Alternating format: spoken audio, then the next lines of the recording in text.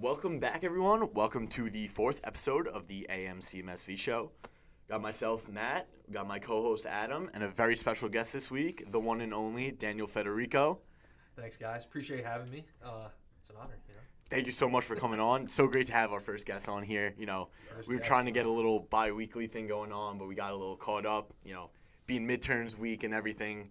Everything was kind of piling up on us, but so happy to have you in here. We're going to have some great conversations. MLB. I know you're a big MLB guy. Yeah. Also know you like a little bit of the Rangers, so you can just chime in on that. I feel a little pressure being first guest, but I'm trying to do my best. It's an honor. Don't worry about it. No, there's literally no pressure. Don't worry. No one watches. So, last week we had a good show, and, piggybacking off that, this week is the start of spring break for CMSV, so next week we will not be live, but we will be back on the 24th, starting at 12 o'clock, same stuff. So this week we got our interview with Danny, then we have a little Rangers Rant. Adam's going to go into some of the NFL QB changes we have. Calvin Ridley, that's going to be a great story. And then to end it all off, we have the top 5 New York athletes of all time. And, just jump straight into it. Danny, thank you so much for being here. Last semester I worked a lot with you being the intern at the athletics, but it's so great to have you on the show. Can't wait to get a little bit of the inside information on the MLB. Haven't watched too much baseball in the past couple of years, but I know it's been a crazy off-season so far. So It's an understatement. I mean, just to start off real quick, just get a little bit of the background. Sure. You were a lacrosse player. Love the drip right always there. Always repping. When was the first time you picked up a stick? So I feel like lacrosse has changed a lot over these few years where back when I was growing up, I didn't know what lacrosse was till I got to high school. So I picked up a stick my freshman year. I played baseball my whole life. Wanted to try something new because they're the same season, baseball, lacrosse. So my dad wanted me to really play baseball. I tried out for the baseball team in high school, made the team, but I said, you know what, I'm just going to play lacrosse anyway. My brother played, so it kind of gave me that familiarity. And so high school I first picked it up and seemed to have a little knack for it. Nice. Same thing happened with me. That was my big thing. I played baseball my whole life, and coming into high school, that was really the reason I went to my high school was to play lacrosse. When it came time to the spring season, wanted to try out for baseball, but knew I had to pick up the lacrosse stick for that. But so you're a local kid, born and raised in Yonkers. How did you end up coming to the Mount? Yeah, so sorry about that, my phone. So basically, I never had aspirations to play college lacrosse. I just it was fun. Had a knack for it. We weren't really competitive in high school. It was a fun time hitting people, playing. We weren't really, we weren't great. So, but my coach here, fortunately, recently passed away a couple months ago. He used to scout a lot of local schools. A couple of kids from my high school had played here before me. So he just pulled up his car at our game, and then as I was walking on the field, he just kind of called me over and was like, you have a knack for this. There's a lot you need to improve on, but I like what I see. So if you're ever interested in playing, why don't you come talk to me, come to campus, check it out. It's kind of how it started. I kind of just, came here on the whim, came for a visit, took an overnight, had a great time. Had a lot. I didn't even know they did overnights here. Yeah, we had overnights are great. They not do all this. Oh, I was gonna say this. Right? With COVID, we haven't done one in a while, but even my freshman year, we had Sawyer. Sawyer Davis came on. That was a fun overnight for him. But so that's always great to have someone coming in, prospective players, really get them, show them the feel of the school, what you're doing throughout a day, and then, have a little fun at night. Yeah, that's crazy. What it was. No one gave me an overnight when I came. So I got a tour, like you said, during the day, kind of get familiar with that at night, have some fun, enjoy the campus. And after that, it was kind of like we're on and ready. I was ready to come right away. My roommate was on my recruiting trip with me as well, so we met there. Ended up being roommates for 4 years. A couple other guys that were with us, all committed. So, it was a great time. We had a lot of kids. I had about 12 or 13 in my freshman class come with us. So, we had a big group. And, it was kind of – it really just was the coach coming, meeting me. That was kind of like a happenstance thing. But from there, it's history. So nice. So, I know you were a comm major, same shoes as me and Adam here. Yep. So, what was your first job right after you graduated from the Mount? First job, during college, I kind of always had little never wrote for anything serious, but I always had a knack for writing. Always enjoyed it. I created my own blog with a friend. It was called Through the Uprights, maybe somewhere on WordPress or somewhere. I don't know if it's still out there. But my first time getting paid, quote unquote paid, because it was $1 an article or something like that. Was called Outside Pitch MLB. So grew up a big Yankee fan. Always loved baseball as my number one sport. Like I said, grew up playing it. So that's the sport I wanted to cover initially. So yeah, it was in 2014. So it was right after I graduated. I was interning, actually, not writing-wise, but I was doing production for the Yes Networks production company. Nice. And I really enjoyed that. Never did anything here production-wise, so that's what I kind of wanted to do. But writing kind of came, since that was the knack I kind of wanted to go. The opportunity presented itself. Again, $1 an article, had to write 10 articles a week, and then you got bonuses for views, which I wasn't making anything. I say it was $1 an article, but I don't know what I saw to that, but that's how I kind of got my foot in the door. Hey, yeah, that's the most big thing is getting your foot in the door. That's number one. Yeah, getting articles out, writing. I mean, building your own page. Or exactly. Something like that. Yeah, I was writing, like I said, 10 articles a week. Try to stay away from game recaps since they're like so repetitive. So I was just trying to find any sort of feature story I could, and yeah, it was for a long time. That's all I was doing, was just writing every day, not getting paid, but it's part of the grind, man. Yeah, follow up on that, like what. Do you still write every day, or you still? No. So last year I did some stuff with the Yankees site that's affiliated with Sports Illustrated. So I was doing that. I kind of do stuff on the side. Some places reach out, for things here and there. Once I got hired by Mount St. Vincent, I kind of strayed away from the writing. But I still love it. Like I said, last year I was doing 2 articles a week for Fan Nation, the Sports Illustrated site for the Yankees. So I stay on top of it, and any opportunities that come, I love doing. So it's something that I continue to love to this day. So did you get burned out from writing, or it was kind of because from my own, I interned at this place called Vendetta Sports Media, and in literally a 6-month internship through the school, I wrote 250 articles, and I just wanted to. I got burned out. I still am. I'm still affiliated with the site. I still do a little bit, but how'd you deal with being burnt? Obviously 10 articles a week isn't anything. It's not like it's nothing. It takes time and effort. So how'd you kind of get through those barriers? Yeah, man, it takes time, effort, research. When you're doing stuff like that, you're not working 9 to 5. But I always remember. So this had to be the 2017 off season, or no. What offseason? 2016 going into 2017. I just know it was when Aroldis Chapman got traded, then signed back with the Yankees, and that was it broke at 12:30 at night, and I was like, okay, I'm getting up now. I got to write a full article on this, because that's kind of what it was. It was kind of hard to explain to friends. My parents afforded me the opportunity to chase it. They were like, go. Yeah. I saved money that I did little odd jobs, but they were just like, we're not gonna make you pay for stuff at home. If you really want to do this, you're not making anything. Just put all your heart into it. So I knew at that time that no matter what, I was going to chase it, and the burnout was real. I mean, trust me. Sometimes it's hard now when I'm trying to do some articles. Or last year when I was doing the stuff with Sports Illustrated, it was a way bigger platform, right, getting way more views. And I'm like, I put a lot of pressure on myself to kind of get back in the groove. But from 2014 to I got hired here in October 2017, I was writing, I don't know, 500 articles a year, something like that. It was crazy, and I enjoyed it, and opportunities presented itself, and I ended up trying to make as much of a full-time job out of it as I could over time. But the burnout was real. It's a lot. It's time consuming, and you just got to stay on top of it. And if you have a passion for it, you fight through those barriers. Yeah. That's how I was able to. But definitely the stress and the burnout was real. Yeah, I can understand. So I mean, you covered a lot of that right there. That was one of the questions. But what steps did you take to eventually become the SID here at the Mount? Sure. So I'm lucky because I was in the running for a job with Sporting News, and I came down to the final 2, didn't get it. I got laid off from Bleacher Report, and my other job, they cut my position. So all my things that I was doing, I was doing 5-6 things to make a full-time salary out of it, which wasn't even that much regardless. But living at home, I was able to make it work. And when all that kind of dried up, that was July of 2017, and then from July to October, it was just nothing. I wasn't working. I was trying to figure out. I didn't know what I wanted to do in my life. I was applying everywhere, willing to work for free, writing-wise, and just things weren't working out. So I had a mutual friend who we know, James Fitzgerald. He's now the lacrosse coach. A mutual friend of ours said, oh, there's a sports job. Fitz reached out to our mutual friend and said there's a sports job opening on campus. I don't know what it is, but I know he knew me. We just missed each other. I graduated in May. He came in September, so we had a lot of mutual friends. Kind of knew him through that. Right. And he was like, I know he's writing. I know he's doing that, but, why don't you tell him to apply?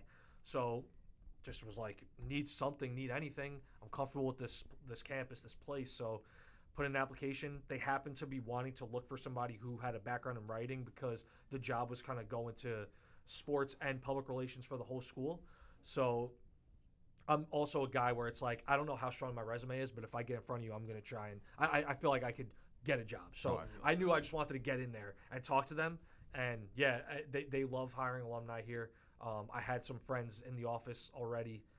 So things kind of just worked out. I mean, and I didn't really have much of a sports information background, but the writing background was big, and I'm consider myself a go-getter where it's just like I don't know what I'm going to do, but I got to figure out a way to do it. So that kind of all presented itself in the right way, and, yeah, I got in talking to the right people, and, yeah, just kind of right place, right time is really what it was. It's also about, like, who you know and, yeah. 100% who you know. Yep. It right place, right time was big. Who you know is big. Yeah, and it was just it all worked out, fortunately, very well for me. It's awesome. You want to hop right into MLB Yeah, questions? so, I mean, we kind of talked about a little bit of this pre-show. We are currently on MLB lockout and watch as we go. So either if any of us are checking our phone, it's strictly for that. Yeah. Of course, while this is happening, the best baseball reporter in the country gets hacked on his Twitter, so we're all in a bad spot. But, like, walk us through, like, I'm going to call it, like, a lockout guide for dummies. Like, obviously, the MLB Players Association, the owners, are at war. There's no season in sight. So far, the first 2 weeks of the season have been canceled. What are the biggest obstacles that we can't overcome yet? Yeah, so as we spoke before, one of the big things was the international draft, which looks like now it's going in place. You said 2024, right? Yeah, the 2024. So there's time on that, but that's a big thing. That's a competitive disadvantage for a lot of these Latin players or wherever they come from. So, it's everywhere but the United States. So that's interesting. I mean, the owner's side wants to expand on the playoffs, which is great for them because they pocket all that money. But, that the competitive balance, I mean, we saw it this year with the NFL playoffs. Those first-round games were disgusting. And that's what's going to result in baseball. If we open up to 14 teams, that's half the league. And we saw in kind of COVID a little bit, too. The Marlins got in. We had in, like, the shortened season. It was just, like, the playoffs. The first round of the playoffs was just a joke. And that's, And then, you have on the other side, the owners want to keep that tax at where they're at. They don't want to raise it. Baseball, the players want it to go higher. Service time manipulation is another thing where, you could screw a minor league player. I mean, not recent, but somewhat recent. Chris Bryant, I mean, he missed it, I think, by a day getting called up, and he had a whole other year of free agency just by not getting called up a day before. So there's a lot of things into it. Things are starting to boil down to, I feel like the playoffs are big and that salary floor, and the players want a floor, the taxes involved in there. So they seem to be far apart. It's weird because you go on Twitter, it's like one day things are trending in the right direction, then it just shuts down. And it's been the same thing for like 3 weeks. So it's interesting in that regard. I don't know when it's going to happen. We already lost 2 weeks of the regular season. So, and then think now, another thing I feel like they don't realize is that now players are going to have to warm up quicker, and spring training is going to have to be abbreviated. That could lead to injuries and players missing time and money. It's a lot. It goes deep. So, I know that what you said for dummies. I don't know. I just go on rants sometimes. But I understood that. I have no idea what's going on. So, yeah, it's a lot, but it seems like hopefully things are heading in the right direction. This Steve Cohen tax is gonna mess. I mean, I don't know how much he actually cares about it because he's obviously the richest owner in North America, but it's definitely like you can see the Pirates owners, like the Rays owner, the Royals owners, like everyone's just coming at. They just don't want to spend money. I just don't. That's my personal thing. Is my gripe with the owners is like, how do you have a sports team and not want to win? If you're in the it's just like it doesn't make sense to me. I get you're a business guy and you want to make money, but like ultimately winning makes money. Yeah. If you're going to perform year in and year out, you're going to put teams in the playoffs. You're going to get those bonuses. Like I don't understand why you wouldn't want to put it together a competitive team year in and year out. It's kind of just like if the Pirates trade Brian Reynolds right now, their best player, arguably a top 15 player in the entire league right now. Like what's the point of that? You're going to alienate your fans. It's just. that's what they're doing right now best. Both sides are alienating fans. It's crazy horrible. because you think of the Pirates, they're like a glorified feeder system at this point to other major league teams. Like that's really what they are. They trade and that's it. And it's just like you said, you're in this business. Why wouldn't you want to take it as far as you can? I don't know. I get you're selfish. You want to pocket as much money as you can, but I feel like when we all played sports. Like when you're and as an owner, you're involved in sports. Like it's a competitive thing. I feel like you want to have the best, field the best team possible, win as many games. Like I feel like it's all logical. But and then no one's gonna want to come to your team when you do decide to flip the switch, if that even happens. Like no one wants to come lose 100 games a year. No one wants to, like you're looking at Trevor Story last year. Like he should have been traded at the deadline, and instead he's just sitting there rotting in Colorado. Obviously he's making a decent amount of money, but not what. It's just it's just a disaster. Yeah, it's sad. It's sad because baseball is a sport that no one's really on the fence. People like it or love it, and then people are just like, I don't care about it. I don't want to watch it. It's too long. And this stuff like this really hurts. The people who don't care are not going to care regardless. But there are fans that are going to get negatively affected by this. And baseball is the sport where you're not getting new fans. It's not NBA, NFL, even NHL where you could get a highlight. It's a big hit. It's a huge goal. It's something fast-paced. It's slow. It's methodical, and it's a game where you're trying to attract new fans as much as you can, and they're not doing a good job, especially with this. Some of the other alleged changes that are coming, rumors about banning the shift, and bigger bases. Bigger bases to me, it's just like whatever. If that's what it takes to have a season, yeah, it is what it is. Yeah. I don't understand how it would affect anyone or what competitive advantage or disadvantage it is. But my gripe is with banning the shift. How do you feel about it? So I go back and forth on it every day. I'm not. I'll give you a different. I'll give tomorrow. I give you a different answer than I did today. So I think I don't think they should ban it. I don't think it's a part of the game. You should be able to game plan around it. Now, I know a lot of people say,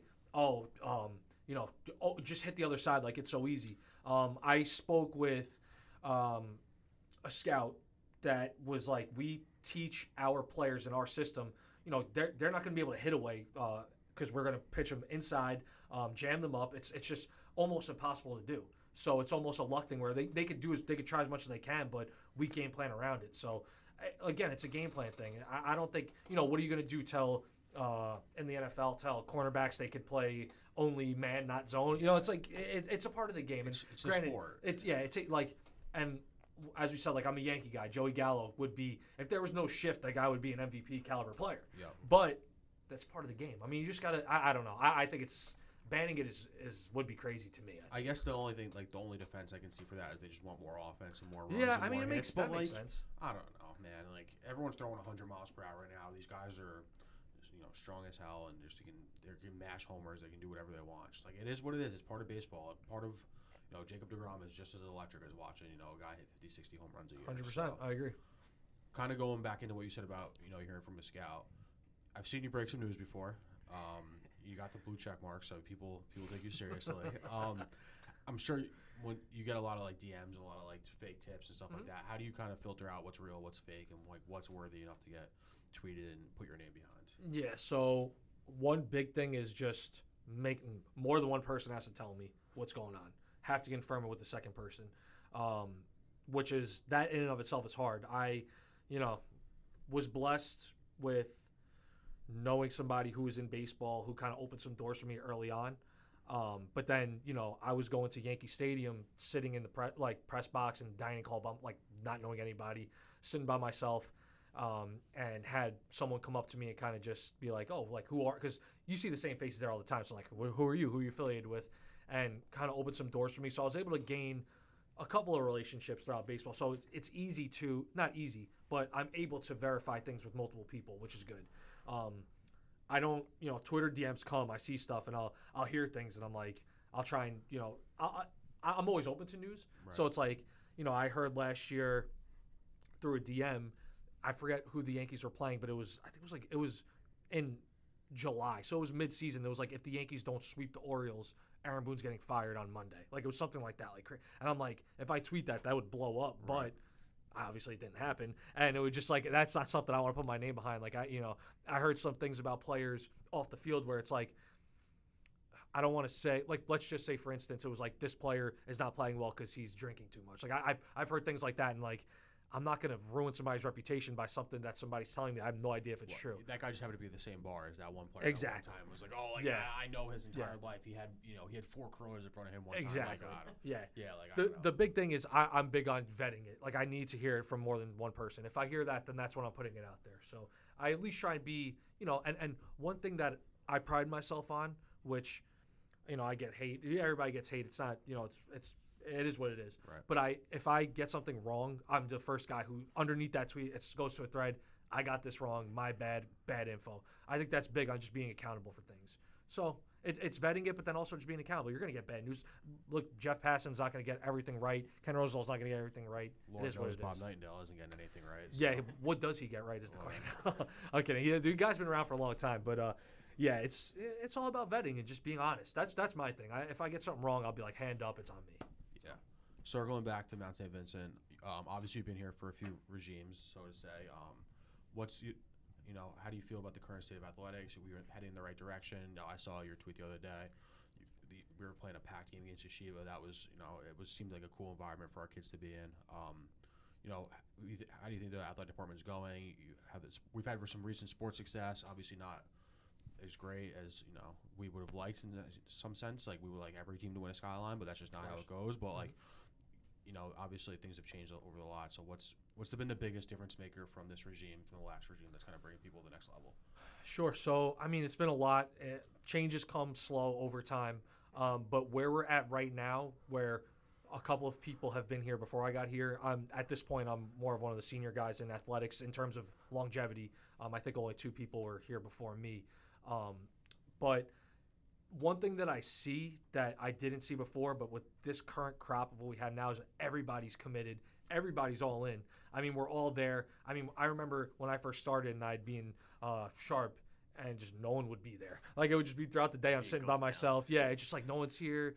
I don't know what was going on, but now we were just talking about it upstairs when I was there before in Sharp. It's like everybody's there all day, like coaches that are not in season, just hanging out there, talking with their student athletes, coming in and out of the office. I think the camaraderie's there, the commitment's there, which is great.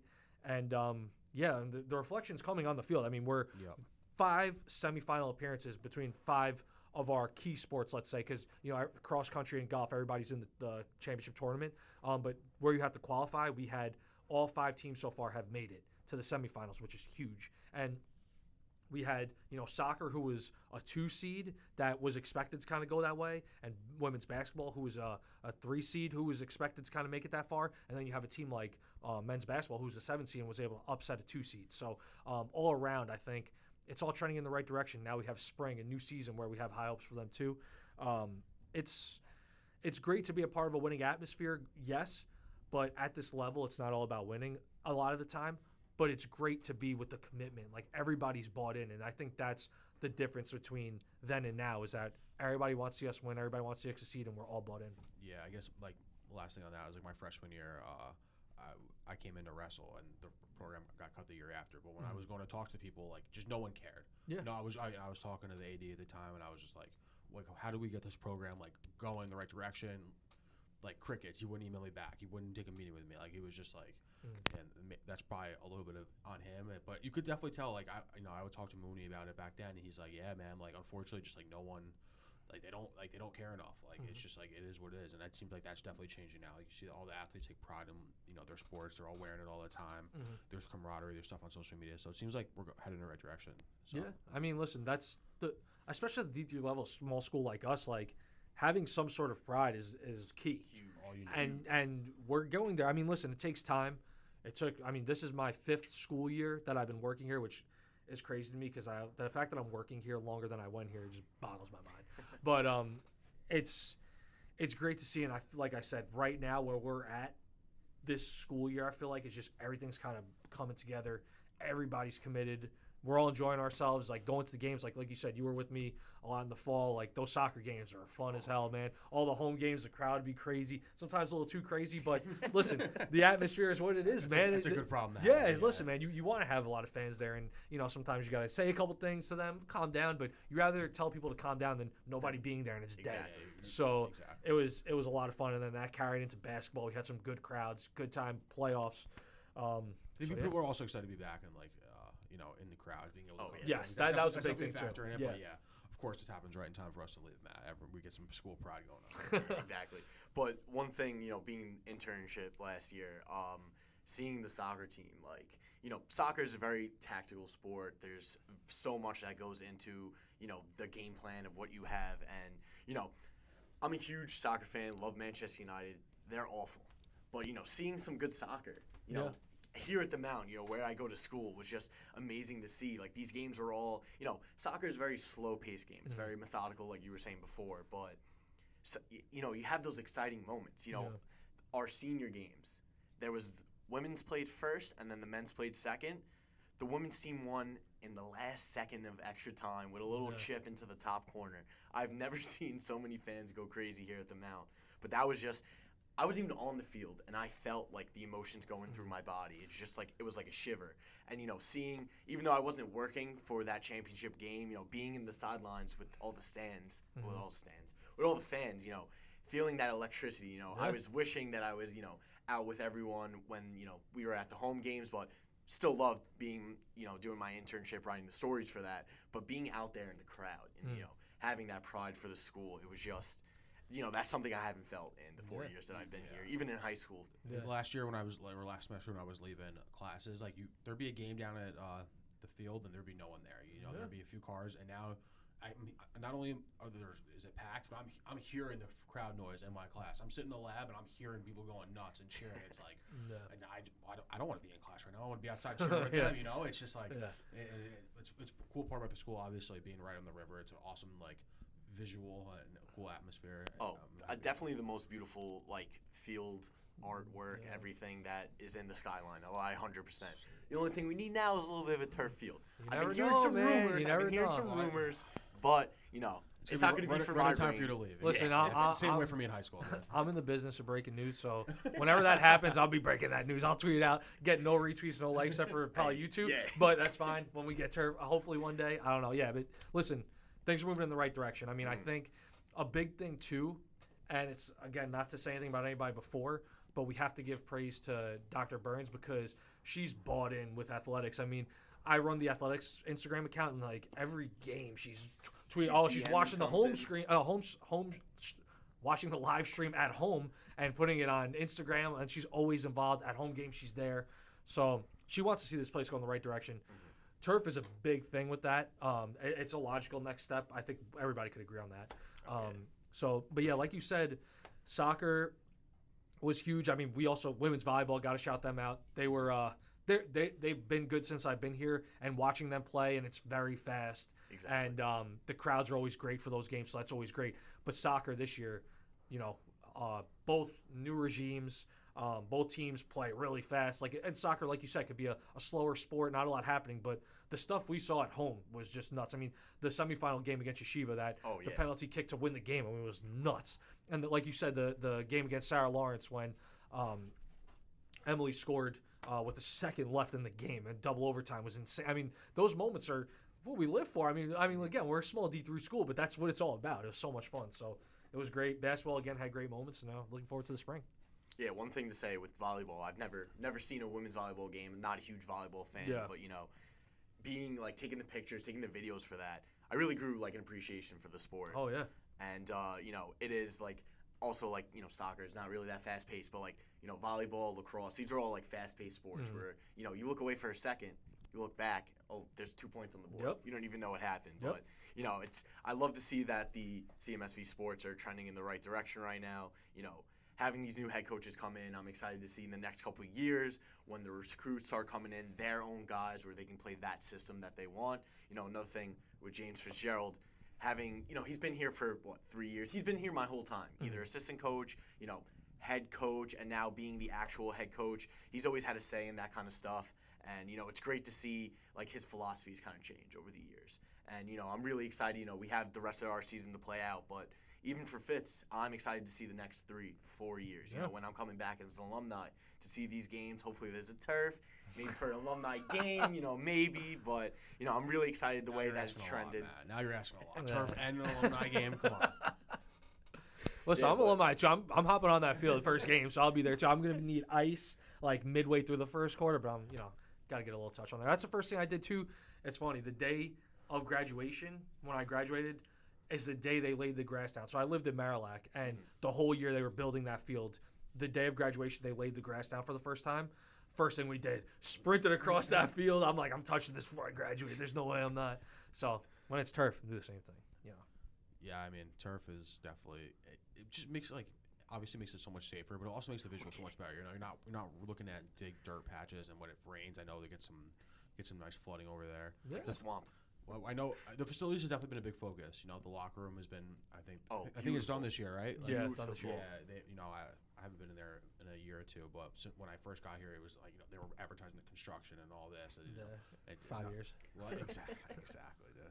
No, I have to say though, the locker room is beautiful. If you're ever in Sharp, I'll take you in there. It's beautiful. Yeah. They got a nice TV up there, smart TV. Get YouTube or Spotify on there. So Switch it before up. games, like we had, we were playing Marywood out in Pennsylvania. So before the game, if you didn't have class or anything, just go chill out in the locker room. That's something that we've never had here before. Yeah. I'd be chilling in my room playing PS4 until 20 minutes before game time, head out to Sharp. Yeah. But now, being able to sit there and really relax with your team, get ready for the game, get your mental right, watching some good lacrosse on the TV, some highlights, playing music, that's just something that's huge. It And, adds I a new had that in high experience. school, but- It adds a lot to it, and that's a lot of credit goes to Phil Stern, our athletic director. I mean, he came from D1, so he kind of knows what it takes, and he succeeded at D1. I mean, he played UConn in the national tournament in women's basketball. Right. We know how much of a powerhouse they have been, and unfortunately, it didn't work out much for him that year. But he had so much success at UMBC, and he's somebody who knows, man. You could bring that atmosphere here. I mean, kids want to buy in. Kids want to be in the locker room and watching film, and he's a big part of. We had those signs up for so long. Let's move on it. Let's finally do it. And, his first year, those signs were knocked down, and then we had a new locker room. And he repainted the gym floor, redid the murals in Sharp Center.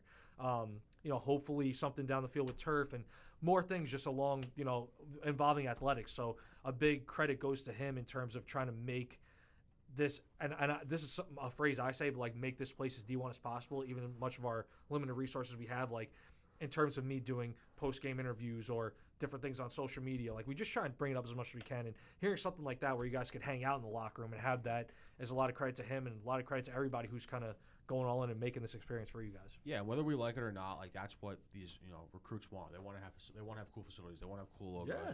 Under Armour. I know we made the switch from Under Armour to Under Armour from Rydell. Like that's a big step. Like people want to hang out in the locker rooms. People want to see weight rooms. Yep. You don't want to walk into the Sharp Center and see. There's a big picture of my boy Patrick Poltan, the wrestler. We haven't had a wrestling team in 3 years. Like that, it's outdated, and it's good things are happening. So Yeah. proud to be a Dolphin. Let's go. Right place on the Finn river. Pride. Right place on the river. That's it. Yeah. All right, so let's just hop right into the Rangers rant. I know you're a big Rangers I'm fan. gonna sit also. back for this one. Let's see. No. So there was a lot going on since the last show. We got 3 games. We played the Devils. Love that game. Great game. Love to see the Rangers beat the Devils. Then we had Jets, who are a good team. Have some good pieces. Got the win in that one. And then last but not least, Minnesota. That was a horrible game. I'll get to that towards the end, but this guy Shesterkin is unbelievable. I've watched Henrik Lundqvist my whole life. This kid Shesterkin has one of the highest save percentages. I think it's in the first 100 games. He's at like a 9.45. The first spot is Jack's Plant, I think that's how you say it, at like a 9.46. Is that a real person? Oh yeah. He played for I want to say it was Toronto. But again, like an insane goalie, generational kind of talent. And, this kid Shesterkin's not young. Coming in from Russia, a lot of these players are like this. Like Kirill Kaprizov on Minnesota. Kid's like 27, but he won Rookie of the Year last year. Mm-hmm. These guys, they're huge players back in the KHL, and, they have that time to develop. So when they get to the NHL, the big show, they're already ready. That shows Shesterkin is just, he's solid every single night. This guy can give up 14 goals on his next 14 shots and still be the leader in save percentage in the league. That is unbelievable. I mean, how does that even happen? When you think about something like this, it's like you think of, take out championships because unfortunately the Rangers haven't been there yet, but you think of like Brett Favre being the quarterback of the Packers and then Aaron Rodgers stepping right in and just picking up right where he left off. That's like Henrik and Igor. It's like there was no layoff between the two. he's been, like we said in the pre-show, just like a Hart Trophy. He's definitely going to be in the running. I mean, I would consider him a favorite, probably a little biased because I'm a Rangers fan, but the way he's been playing, just putting the team on his back. I don't know. My boy Anderson down in Carolina is Also a good goalie. Yeah. But, you also have a good two guy. Anti-Ranta. Former Ranger. Used to play for the Rangers. Benoit Lair. That was my next thing. Is I feel like the Rangers, even like their backups, like Cam Talbot when he was his Cam backup Talbot was insane, yes, right? Like, yes. So is it like the goalie coach? Obviously, like Lundqvist is like a generational talent, and that's. But like Igor, I never heard of him before this year. Like now he's just. So is it the coach, or you think it's just like? Honestly, I think it's they're scouting. What is it? It's a little bit scouting. They're bringing in these raw goaltenders that have that potential. But this guy Benoit Lair. One thing I'm not huge into like. Behind the scenes of the Rangers, like I just kind of like watch the games, hear little trade rumors. But this guy, I've seen goalies that have come from horrible teams, just like getting them off free agency or whatever, and all of a sudden they're putting up 10 wins in like 15 starts, behind Lundqvist or behind Shesterkin. But you can see like the slow progression of their game, being controlling those rebounds, getting post to post, make sure you're getting over, especially in this day where there are so many one-timers that it's just, a guy like Alexander Ovechkin. That guy fires it from one spot in the power play, and they can't figure out how to guard him. But getting over to those posts is huge in the game, and, being a Cam Talbot, an Antti-Ranta, and, Georgiev, not my favorite of them, but, just seeing them progress, and then we're trading them off for a first-round pick here, some prospects, and you can see that in the team now. Like a player like this wasn't a goalie, but in that Rick Nash trade that we made to Boston a couple years ago, we got this kid Ryan Lindgren. Who the hell is that guy? Now he's our first pair defenseman with Adam Fox. Just that progression. I think we don't do a great job with the stars. Alexis Lafreniere, Capo Caco coming in. Were huge stars, and now they're just kind of like stagnant a little bit. Lafreniere's playing a little bit better. Capo Caco, lower body injury, been out for almost 2.5 months at this point. But, I think it's just Benoit Lair is definitely the best goalie coach in the league, 100% hands down. But I don't know, this guy Georgiev really gets on my nerves lately. I mean, listen, when you think of it like any sport, the top positions, I mean, obviously there's really 3 in hockey, but they have top goalie, Artemi Panarin, who's, a top 5 winger, you would say, or at least top 10, if you want to be conservative, and then Adam Fox. And they're all prime age. Like, they're set up, and they got good depth. They have great prospects. A lot to like about them. I mean, there's a lot going, and it's been reflective for the most part this year. I mean, they've been a surprise for how good they've been for the most part, but, they're up and down, but that goes with a long season, too. And one thing, like, especially, they're one of the worst statistical teams in the league. Yeah. If they didn't have Igor behind them, a game like Minnesota, you see the first 3 goals that they put up, 2 of them were super soft goals that Igor is getting 100% of that puck where, Georgiev got 65% of it and it leaked through him. But, there's that time where, maybe Fox and Lindgren aren't playing that good in that shift. And Shesterkin is there to back them up and, have their back so, they don't get a -1 for the game. And, Georgiev right now is just not stepping up to obviously where Shesterkin is. But, if they're not playing well in front of you, if you have a goalie that is playing extremely well, the defense is not going to look as bad. But now, they looked a little off against Minnesota, and, Igor wasn't there to save their butts for all of those. But, we have some great pieces, like you were saying. Artemi Panarin, I don't know what's happening with him since he came back from the All-Star break. He's fanning on so many shots. He looks like he's about to snipe a corner, and then the puck is 4 feet to the left of him for no reason. He's still getting his points, but that's one thing in hockey. You make a breakout pass from the zone, and then you have, like a 2-on-1 or something. You're getting a point for that, and all you did was just make one simple pass out to the wing. But he's getting his points, so you really can't knock him for that. But I need him to shoot the puck. We're paying you $11.5 million a year. It's a lot in One of hockey, the top too. earners in hockey. Yeah. Shoot the puck. You shoot it like at least 95 on a wrist shot. So I don't know. He's looking all right, but we have that Zibanejad and Kreider to pick it up. How much stock do you put in like plus minus in hockey? I know like analytics people aren't like a huge fan of it. It's like for as an idiot's guide, like I'll look at that and see how people are doing it. You put any stock in that or not really? Honestly, forwards, I'll put a little bit of it, but mainly I like it for the defenseman. You know, someone like Adam Fox. He's got a huge plus minus. You know, huge. I think has to be in the 20s or 30s now, but. You know, it's hard because, you know, with line changes and everything, you come on the ice and there's a breakaway. You're getting -1. You didn't even do anything. Right. You just got off the bench. Right. But it's, you know, I just want them to be more sound defensively. That's how you're going to win a championship. It's not going to be, you know, you have a Connor McDavid, a Leon Draisaitl who scores 110 points a season. Because we already seen that in the last 5 years. It doesn't work out in the playoffs. You need a strong goalie, which we have. You need those top 3 defensemen that are really shut down. You know, Adam Fox is not really that shut down guy. But his patience on the puck, especially in the zone, trying to get it out, it's just, you can see the change that it has on the team when he's not playing and when he is playing. Yeah, you need 2 really good pairings, and one of those guys, one of those pairings got to be able to run the power play. Because I've seen that a little bit with D'Angelo and the Canes when he's been out. They've been struggling to do that, to run the power play. You need a defensive guy to run the point. But yeah, like you said, you need at least a good, like, solid 4 defensemen. Because especially come playoff time, you shorten the bench a little bit. Yeah. You know, that third pair or that third line doesn't get as much burn. You got to be able to tighten up a little bit. Yeah. And one thing with the Rangers, you know, watching almost every single game, the first and second period, they look like there's zombies out there. But the Rangers have the second best goal differential in the third period in the whole entire league. Wow. You know, every game, you know, I'm talking to my dad in between periods. First period, oh, they didn't skate tonight. They're already down 1-0. What are you going to do? Second period, Shesterkin looks amazing. All right, hopefully we skate in the third. And then every game, you know, they come out in the third period and they have a fire under their ass. They're always coming out, they're playing, they're getting the puck in deep, they're getting gritty. And, you know, someone like Kreider, he's not scoring the most pretty goals, but he's second in the league in goals. You know, he gets those dirty spots on the power play, has a huge percentage of our goals. And, you know, that's someone that, you know, you want to give a seat to. You know, we haven't had a captain in 6 years now since McDonough.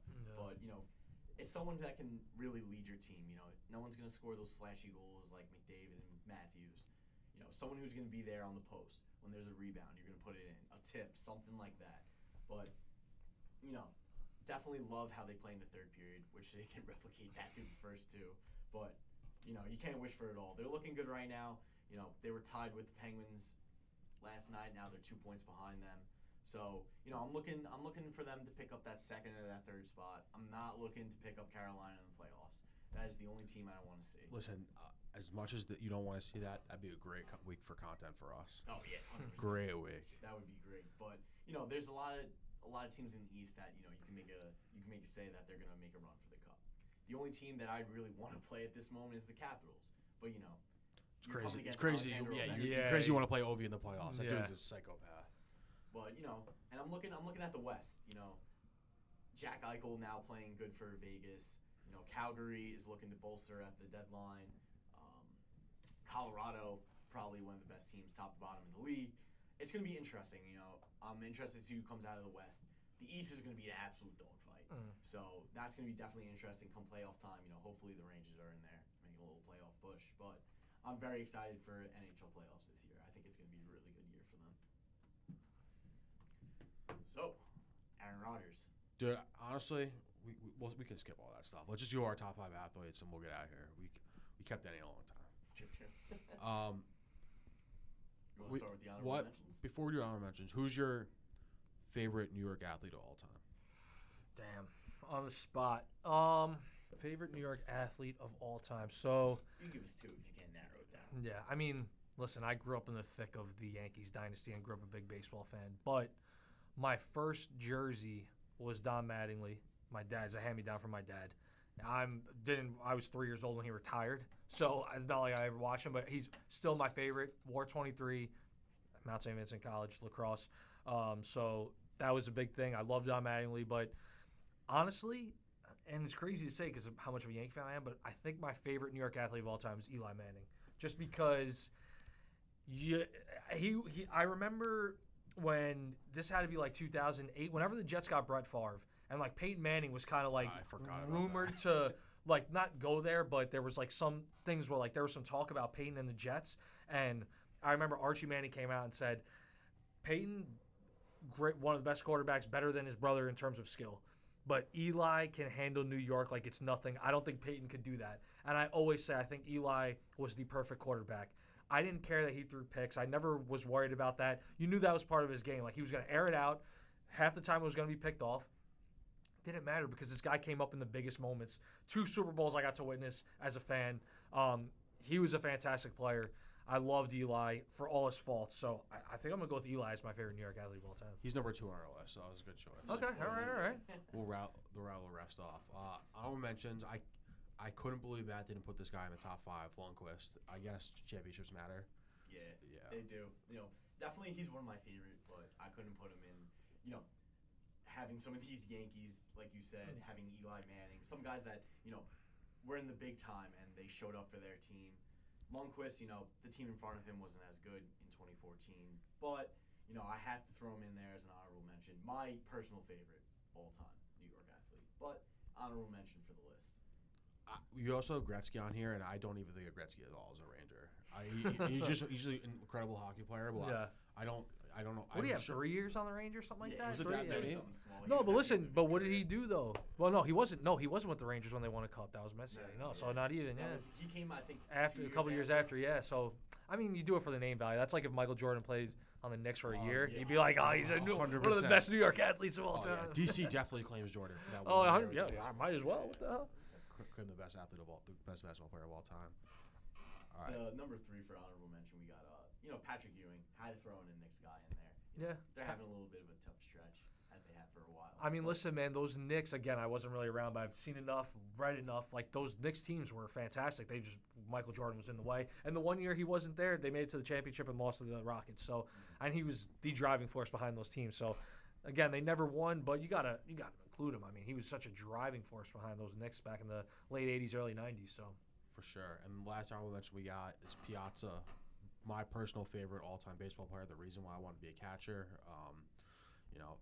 is obviously the most memorable home run in New York sports history. I was going to say, that 9/11 home run Yeah. alone puts him on the list, I'd say. September 21st. I think he was on he might have been on another list we did this year already, but he's my guy. Just not much else to say about him.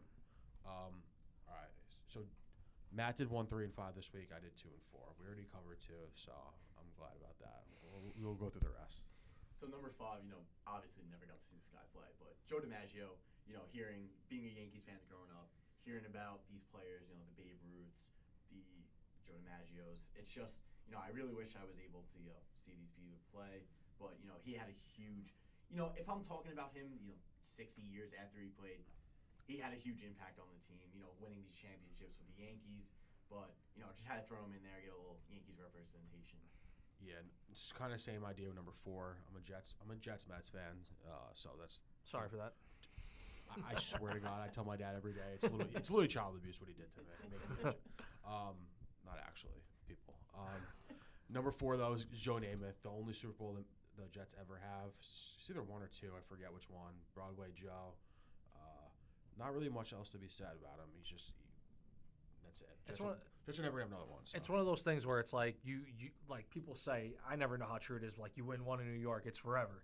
Joe Namath will always be on these lists because he won one with the Jets. Yeah. That's it, man. That's all you gotta do. Especially the way the Jets have been trending the last at least 15 years, like since the butt fumble, and nothing. It doesn't look like we're gonna have one anytime soon. So Namath is the guy. At the number 3 spot, the captain, Mark Messier, coming. There's, again, wasn't alive for this, but, hearing the stories from my dad, watching these YouTube videos where Mark Messier comes out, he's a very, quiet, timid guy in the media sense, but, in the team, he's a real leader. Coming out before that Game 6 game against the Devils and saying, we're going to win this game. Yeah. Puts 2 goals up past Marty Brodeur and then puts the empty netter to seal it, get the hat trick. And, Game 7 comes along, we have the Stephen Matteau moment, and, takes them into Vancouver, wins that cup, the first in 50 years for the Rangers. It's been a long time, and, we've been waiting for this moment for a while. 20 years later, Henrik Lundqvist thought he was going to have his time, but didn't. But, Mark Messier's got to be up there. Really great player, even with Edmonton. He won almost 5-6 cups there. Just came to New York to win a quick one. Yeah, it's kind of like Joe Namath where it's like, it's one moment. Like, it was really him calling that shot and then backing up with a hat trick. It's like, that's all he needed to do, and then they won, and that's it. How long did he play on the Rangers for? He was an Oiler. That's what he like. Yeah, let's be real. 100%. But he has that one championship in New York, a big moment, big game, forever. He was brought in to do it. Yeah. He followed through on that, and he's got to be it's rare those happen. Like when you have the one guy you're thinking is the difference maker to do it, and you actually win it. You know, we've seen that a lot in the NBA. Like it just doesn't always happen. Number 2, we talked about a little bit. Eli, 2 Super Bowls. Even as a Jets fan, that you have to respect the fact that he was able to knock off Tom Brady not once but twice.